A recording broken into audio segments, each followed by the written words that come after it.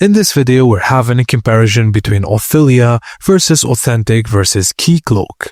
Firstly, we're starting with Authelia, which has an authentication proxy. It focuses in 2FA and SSO for self-hosted web apps behind reverse proxies like Nginx, Traefik.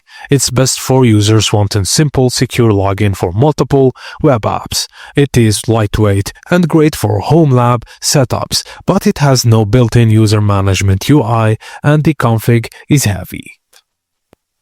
Moving on to Authentik, it's an identity provider, focuses on modern SSO, Auth2, OIDC, and LDAP. It's best for home labs users who want a sleek UI and easy service integration. It comes with a good UI, self-hostable modern protocols, and it's still maturing some features under development. And finally, Keycloak. Keycloak is an enterprise-grade identity and access management, focuses on full-featured SSO with support like OAuth2, OIDC, SAML, LDAP, and Cure bureaus.